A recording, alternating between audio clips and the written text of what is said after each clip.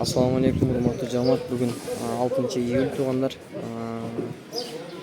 Pomidor, bunday bolgarskiy baklajanlarning balarini qisqacha bilib beramiz tuğanlar. Bugün 6-iyul 2024-yil Жалал-Абад области Noken rayoni Bugunday hökümeti Akbata madaniyat shunday ovush sotilgan bozordamiz tuğanlar.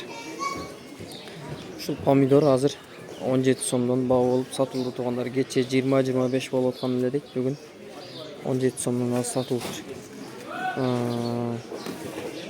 Bolgarskiy 15 so'mdan satıldı tuğanlar. Noğu baklajan 10 so'mdan satıldı. Nerede alma var ekan? Bu almanı 35 so'mdan deydi.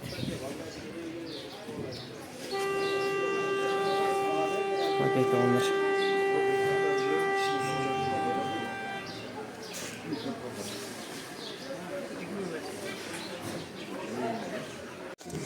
Nerede 100 so'mdan O'zbekistondan chiqqan yüzüm var ya. Bir qator. Kilasi 100 so'mdan. Bir qator.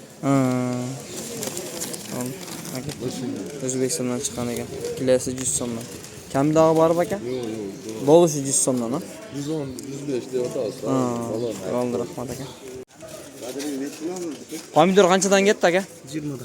20 so'mdan sotildi. 40 so'mdan aldınız. Badring qanchadan ketdi? 40 so'mdan alıp geliyorlar Жалал-Абад'dan. 40 so'mdan olib keldi deysiz. Жалал-Абад'dan olib turib. Badringni 40 so'mdan. Diqandan olgansiz-da? Pazardan. Budan alıp veret de bu algılar. O'rtamchilar, ha? Savdogarlar. Badringni 40 so'mdan olib tur Жалал-Abaddan. Bu qayerga ketadi aka? Karavan. Senin radyon qayerga boradi? Men radiom YouTube'ga chiqadi, tush keldi jariya. Şu ballarni bilib. Chisnokni qanchadan oldingiz aka? Chisnokni 110. 110 dan oldingiz, ha? Chisnokni 110 dan oldik. Güskü. 30 da genel bir. Jağı. Ha. Ötkenlögü başkaçılar. Hadi kurulap koyalım. Bu jağı. Yaxshi ekan, 110 dan olib oldingiz. Yaxshi. O qarab. Aka 20 so'mdan satıldı. Yaxshi pomidor ekan.